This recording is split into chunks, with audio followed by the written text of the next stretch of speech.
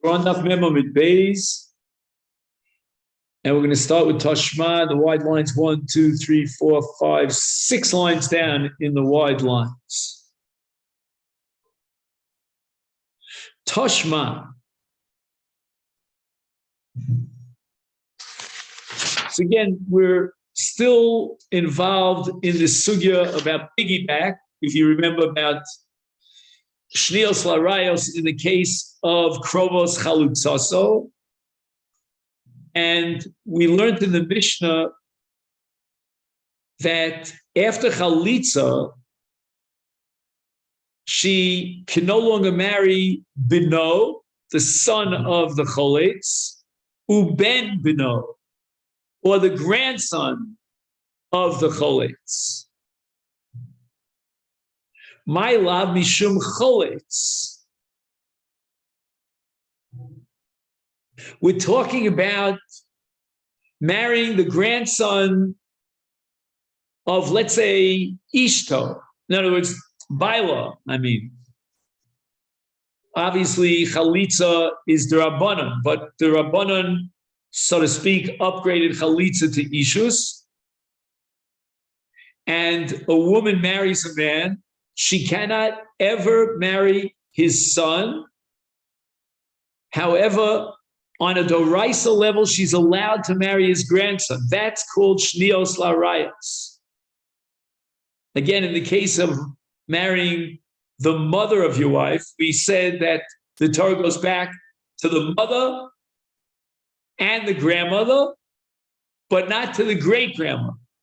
And similarly, no, it's different, right? Because the grandmother is Doraisa, but the grandson is Shnios Larayos. That was the hitch that we were discussing. In any event,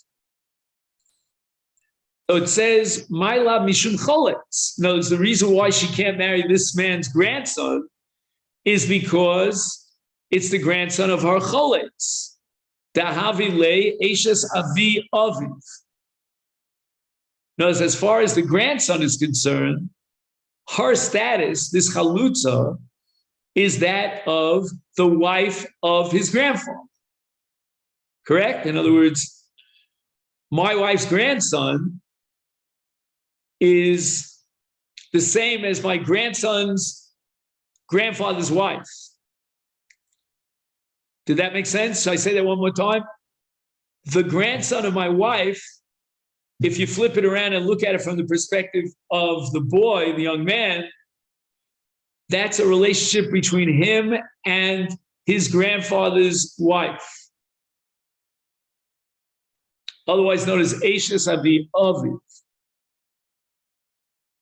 And in my note here, it says, the Eshes Avi Aviv Eino Nesereslo Elamidin Shnios.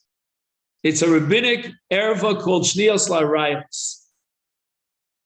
In Keva and Shasru al Chalutza Muchach Shegzera Shnios Bechalutza, we see that the Isser of marrying the relatives of your choletz, so the Isser on the Chalutza to marry the relatives of her choletz, which again is only the Rabbanon, extends to include even Shnios Larayos. Lo, says Gemara, I'm going to blow you away and reject this proof the way I've rejected all the other proofs that you brought.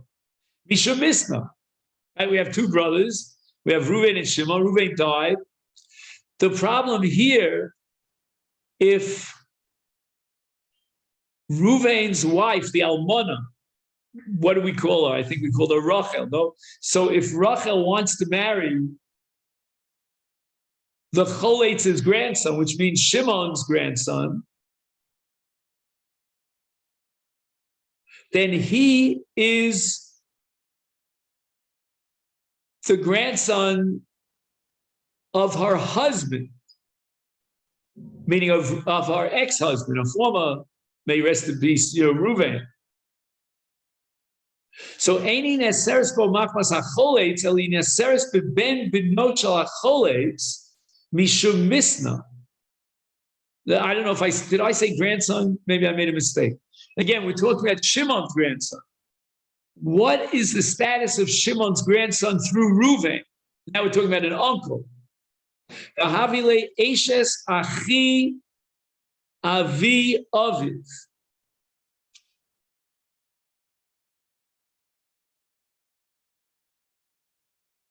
All right, we have to just make that calculation. Just 1 second. So what are we trying to say over here? That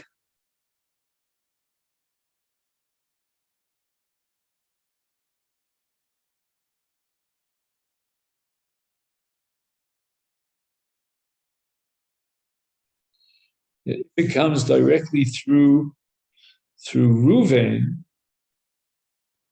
I got it. In other words, we're talking about Shnios Larais without Chalutza. Forget about the Chalutza, right? Why is it Shnios Larayos? Because she's married to Reuven. Reuven has a son, and his son has a grandson. No, that doesn't make sense. We're talking about the grandson of Shimon. Sorry. So again, Reuven is the great uncle. Let's see if that works out. The great uncle of Shimon's grandson. Does that work out? Let me just go over that. I should really, you don't mind. I mean, he has a diagram here too, but I'm going to make my own diagram. I can chart this out. Right? So you have Reuven and Shimon.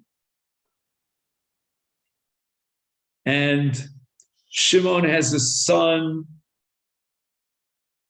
We'll call, I don't know, just for lack of a better word or name, we'll call him Yankala. Okay. And Yankala has a son, Beryl.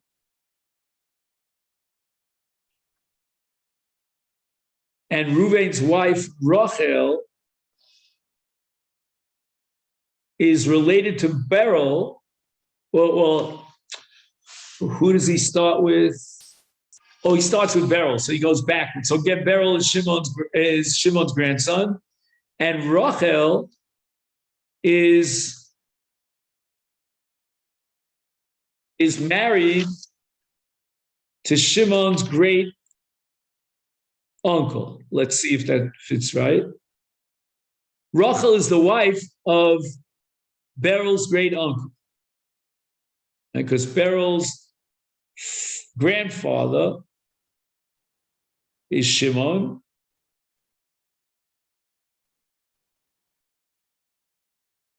which means that Beryl's great uncle is Reuven, and this is Eshes Avi Achiv, which is Shnios Larais, but that's okay because again, we're not piggybacking Shnios Larais on top of Chalutza D'Rabbanan because now we're going directly through her ex.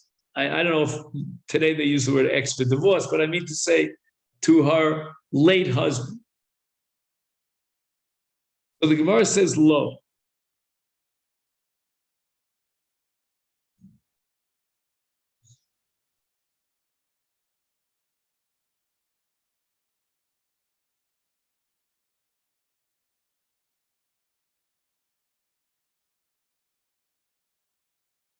Why? Because Vamemar. Vamemar machshir B'eshes achi avi avid. So according to Vamemar, there is no Isur D'Rabbanan of Shnios Larayos to marry one's great uncle. Meaning for a woman to be married to her great nephew, or for a great nephew to marry the wife of his great uncle. And this is a Gemara back on Daf Chav Aleph Amid Beis, and that's how we paskin like Vamemar. So that if our Mishnah was talking about Eshes Achi Avi Aviv, then Vamemar is arguing against that Mishnah because there is no Isur Shnius Larayos in that case. And therefore, we have no other choice but to assume that the Isur is because of the Choletz.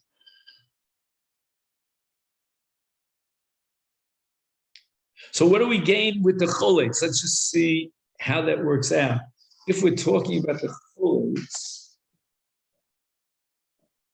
I may have made a mistake here. Maybe it's not a great uncle's wife. Maybe it's a great great uncle's wife. Let me just see. Beryl.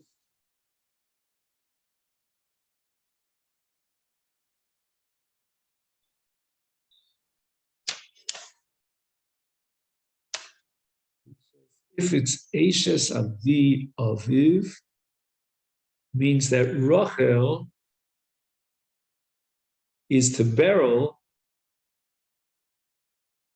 the wife of his grandfather, Shimon.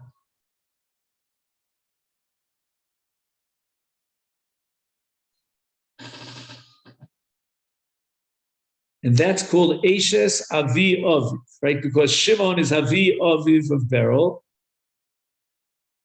and his wife, Rachel, is Eishes Avi Aviv.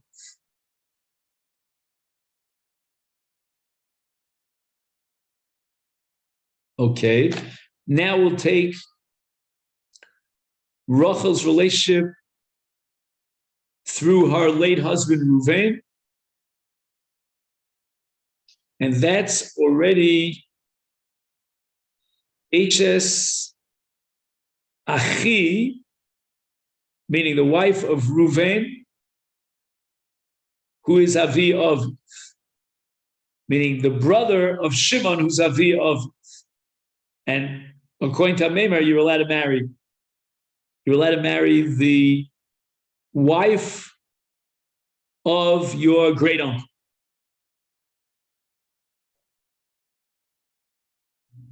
So the only way that we can justify the Isser here is if we assume Eishes Achi Avi Aviv. No, I'm sorry. Eishes Avi Aviv. If it's Eishes Avi Aviv, then Meimar would give a check, and that's called Shnius Larayos. If it's the great uncle's wife, then Meimar says there's no Isser at all.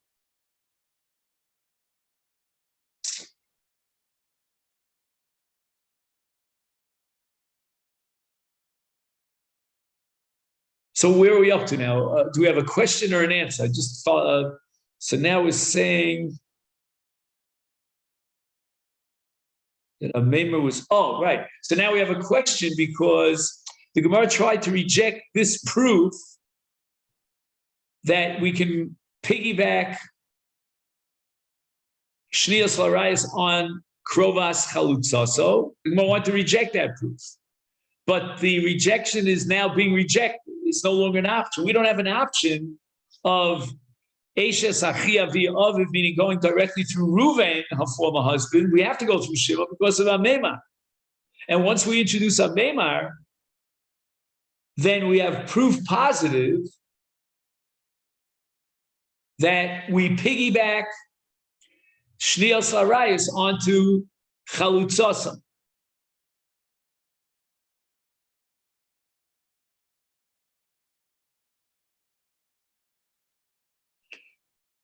Because the wife of a grandfather vis-a-vis the grandson is not Dorais, it's only Shnios Larayos.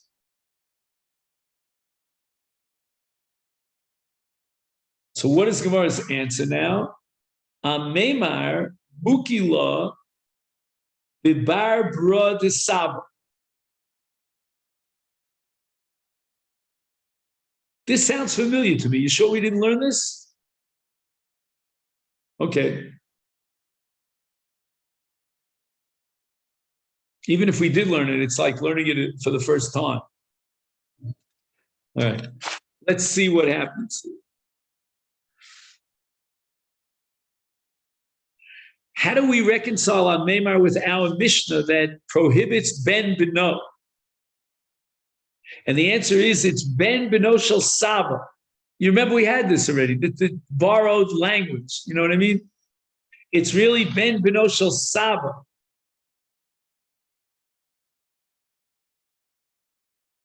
So remember, we once said, again, I confused us with Yankala, but let's say Yankala and Yaakov are two different names.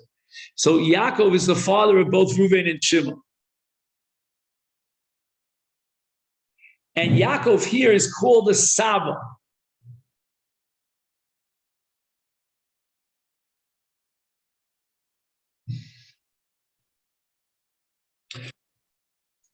Right now, Yaakov is the father of the Choletz and Reuven, the deceased.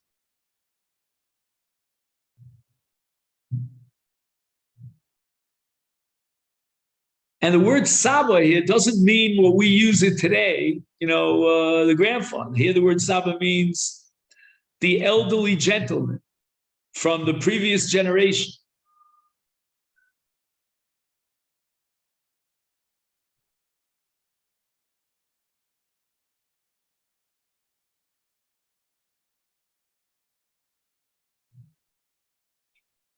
So what are we dealing with now? Are we dealing with the Doraisa or Shnios Doraisa? Let's see if we can work this out. Bebar bra de Saba, ben beno shel Saba.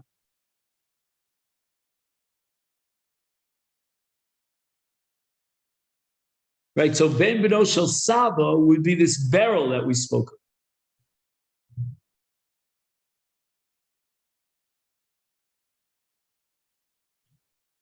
Says Sir Shin Samakdal. Maybe this will help us. Oh, he uses the name Yaakov, so that we were good. And Yaakov has 3 sons. I'm having deja vu. I think we did this. Nobody made a note in the Gemara. I need you to help me with that. Sorry. Anyway, so Yaakov has 3 sons. He's got Reuven, Shimon, and Levi. Reuven's married to Rachel and he dies. And Rachel falls for Yibum to Shimon. Shimon gives Rachel chalitza.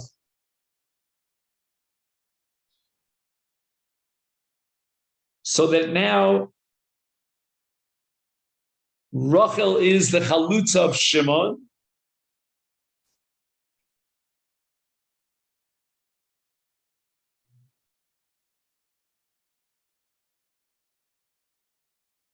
And the Mishnah tells us that Rachel is asura bibno ubiben bino.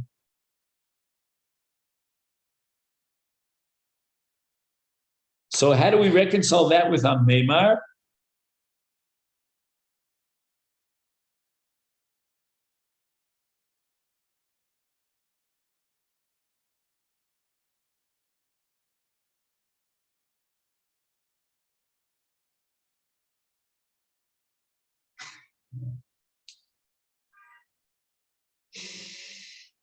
Trying to make a calculation because of the time. Do you gentlemen have another 5 minutes? I know I'm pushing it. I just want to get a magnifying glass because the print is tiny and it's black.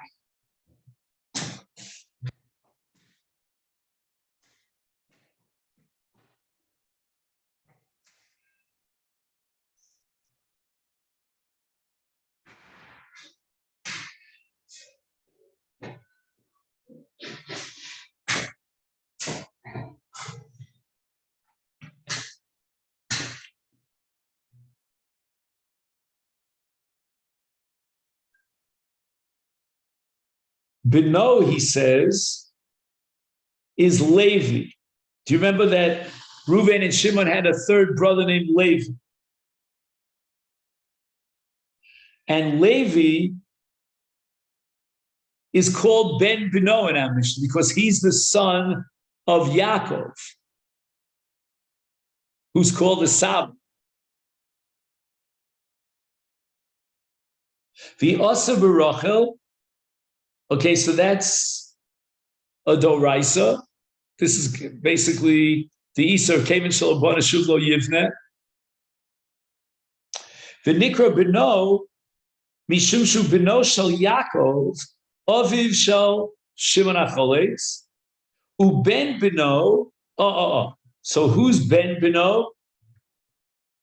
Who Avram, okay, so we didn't talk about Avram. Levi is married and has a son named Avram. Ben Achiv Shel Reuven. Avram is Reuven's nephew. The Aser Berachel, Mishum, She Eshes Achi Aviv. One second. Eshes Achi Aviv.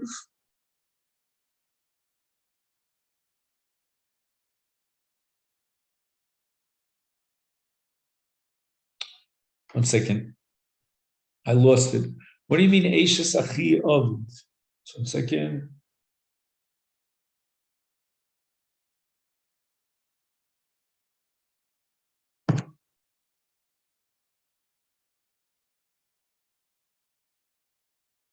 Eshes Achi Aviv.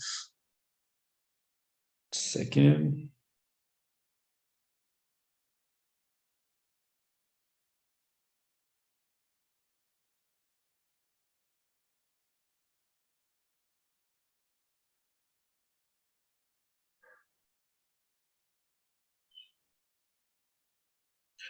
Aviv.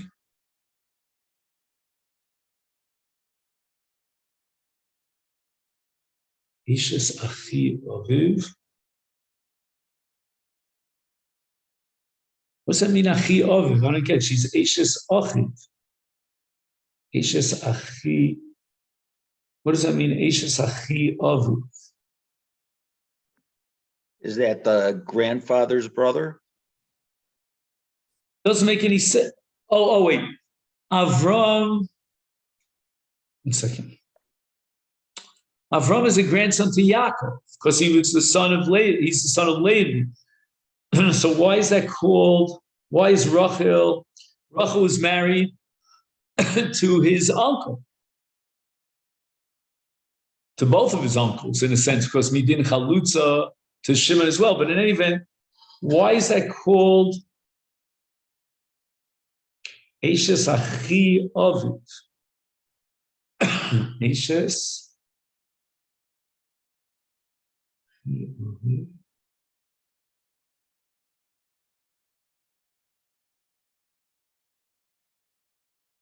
Oh, okay. I got it. I'm sorry. I missed it. Achi Aviv. Right? His father is Levi. Avram's father is Levi. And his father's brother is Reuven, who is married to Rachel. So Rachel is Eshes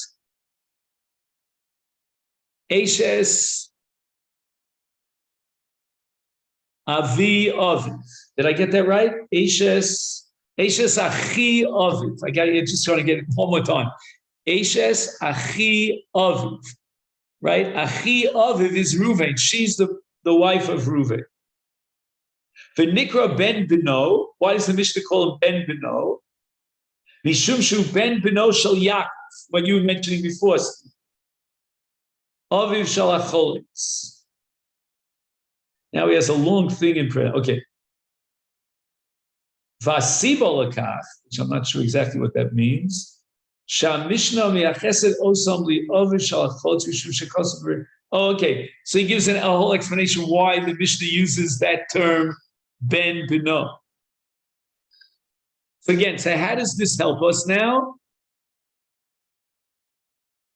Because now we're dealing with an uncle and an aunt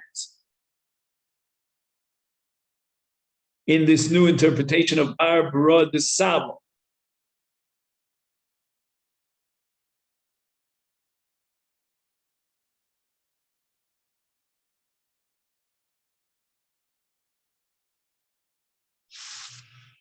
Again, we're trying to reject the proof that we piggyback. So how are we rejecting it? Because we're talking about Eshes Achi Aviv, which I assume is Doraisa. Is that correct? Can anybody check that out of me? The Eishes Achi Aviv is Dorais. Somebody should say that explicitly. Asura li Achi Ames Macholei Shemichol Sholza. Coming. She Asura Af Asura li Ben Achi Ames Macholei. Asura li Ben Achi Ames, which is Avram. Ve'acholitz.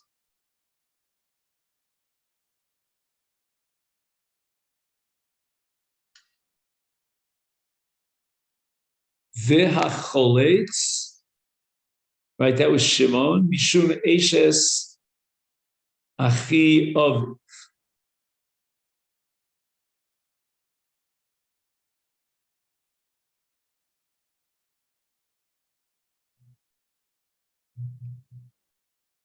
One second. Asura is referring to Rachel, correct? Rachel is Asura to Avram, who is Ben Achiametz Ve'acholitz. Oh, Ve'acholitz, right. Because Avram is the son of Reuven's brother and of Shimon's brother. I'm assuming that's the rice. Do you have that in your footnote? I don't know, for some reason I don't find it here, but in your footnote it should say that's the rice. No, you don't. Oh, you don't have. This is the wife of the brother of his father. Right, of his uncle. So this is the auntie vis-a-vis her nephew, which I think is the rice. Yeah, I mean, the table I have here says that's derisa. Oh, it does. Okay, good. Yeah. So the Gemara asks the following question, and with this we'll conclude. Ihachi hainu achiv ben achiv.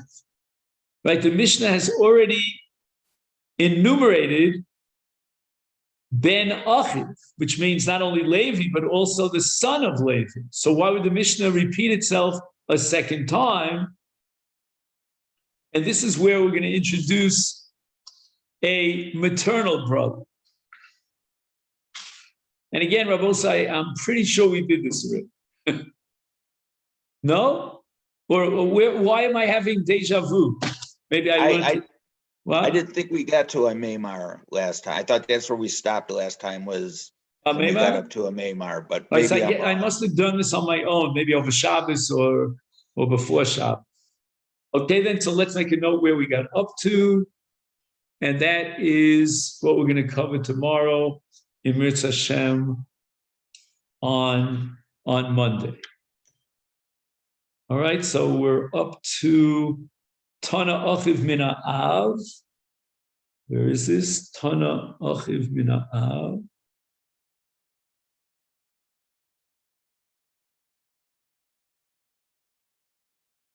There it is. Tana Achiv Mina Av.